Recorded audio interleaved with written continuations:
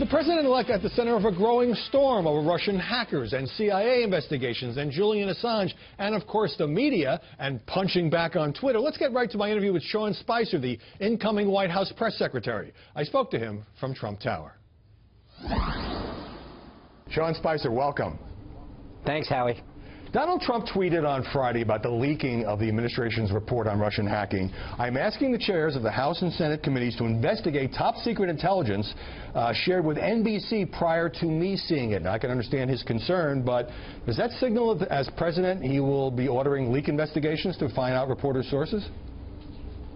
Well, it's not the reporter's sources. It's trying to figure out where it came from. I mean, there's a big difference between reporters doing their job and sourcing things, and people in the government improperly giving classified information to people or potentially doing that. And I think there's a big difference whether you're targeting the source or the recipient. Right. Now, Politico has a big headline: Trump's Twitter feed paralyzes Washington, because apparently it upsets Beltway power brokers. And, you know, some journalists even say, hey, we shouldn't even cover his tweets, which is ridiculous. Why do you think these short messages are so unnerving to the establishment? Well, it's not just the length of them, it's the movement that's behind them. That's the important part. He's closing in on 19 million people that follow him on Twitter alone. He's got close to 50 million across 3 different platforms. And I think what people have realized in Washington and elsewhere is that when he tweets, he has a movement that's behind him. He speaks truth to power. He understands the frustration and concerns of the American people like nobody else, and he can speak directly to them. And the thing about Twitter that's unique is that you see the number of retweets and the actions that are taken and the coverage it gets. And people understand that, you know, mountains get moved when he tweets. Businesses react. Governments act. He gets things done. He is successful because of the message that he has and the movement that he commands. And you're not getting the memo in advance, so then you have to respond to questions about this. Do you think that will change a bit after January 20th? Nope, not at all. I think he's going to continue to do. Look, the thing that I find interesting about the question, and I know you're asking it, but from a lot of the mainstream media, they ask a question as if there's something wrong. I think it's been phenomenally successful, and I think that to some degree, you know, the headline that you just read is right. People realize that when he speaks, whether it's by Twitter or otherwise, that he actually has a tremendous amount of sway and influence on other politicians, on companies, on executives, on foreign leaders, because they understand that he is tapped into where the country is and where the support is for key positions and policies. No, what I say is get used to it. This is the way he communicates, and it's part of the reason he won the election. But let's quote a tweet involving WikiLeaks founder Julian Assange. Trump quoted him as talking about dishonest media coverage. He added, more dishonest than anyone knows. Is it unfair, Sean, for the media to point out that it's rather unusual for an incoming president to side with a guy who's a fugitive from justice in expressing skepticism toward the findings of U.S. intelligence agencies?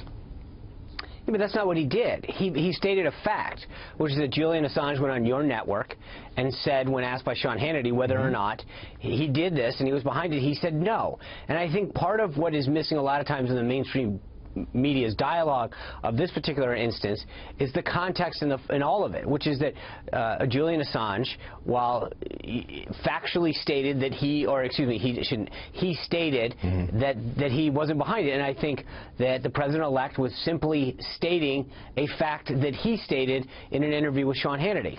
Right. All right. Now, Trump also accused, this is another tweet, accused the media of peddling lies in painting him, he says, as being against the intelligence community. My question for you is, you've dealt with reporters for years. You're a veteran spokesman. You're very good at this. Do you think the media lie and are intentionally dishonest? I think some reporters clearly have a bias and choose to only look at part of the story, so there's no question about it. Like you said, I've been doing this a long time. Thank you for the compliment.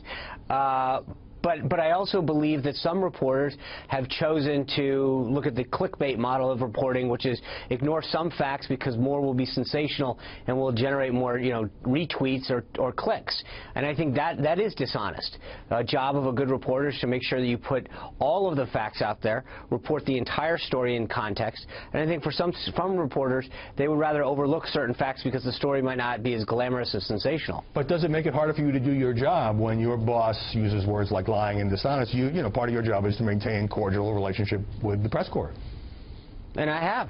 And I think I will continue to do that. And reporters that do their job fairly and responsibly will continue to treat with the level of respect that you should with any human being. But I think that some of these folks, when they've been dishonest, when they fail to overlook the facts, or frankly look to get the whole story or get it right, they should be called out. I don't think there's anything wrong. Reporters have a First Amendment right to write whatever they want, frankly. But I think that individuals, including the president-elect, have a right to correct the record and to make sure that factual inaccuracies or the failure to report the entire story is equally called out. They and you absolutely have that right. On the question of White House briefings, you've now said that there will be something every day, may not be televised, maybe some kind of off-camera gaggle or meeting, but what's the argument against televising every White House press briefing, that there's too much posturing for the cameras? Yeah, and again, I just want to be 100% crystal clear. What I'm doing is the same thing that the president-elect has challenged everyone that he's asked to serve in his administration, whether at the staff level or at the cabinet level, which is to go in, look at how we can do things better and deliver a better product to the American people, whether it's a press briefing or getting information out or whether it's reforming the VA. He's challenged everybody that is going to serve in this administration to see if we can do things better, more effectively, more efficiently. And I'm doing what he's asked me to do, which is to study all of the things. On this question of the cameras, potentially, what's the upside? One of the things, and one of the things that reporters and others have pointed out equally is that sometimes once the cameras go on, that it becomes more of a show than an informational session where news is discussed and a back and forth ensues with the press corps. So several folks in the press corps, and frankly past press secretaries, have suggested that be looked at. It wasn't until, it hasn't been that long since that's been the case. And I think there are other institutions that have done that. And again, maybe we don't change anything. Maybe we add a gaggle to the daily press conference. Maybe we just invite more of the American people into this conversation, which I think the president-elect is very keen on, because this is a conversation that shouldn't be limited to just the big media, if you will. There's a lot of proliferation of, especially on the conservative media side, people have done a really good job and are committed to making sure they get the story straight. They should have equal access and have an opportunity to have their questions asked and answered to get that perspective out to, key constituencies. Sean Spicer, thanks for coming in front of our cameras. Hope you'll come back. Of course. Thanks, Howie. Have a great weekend.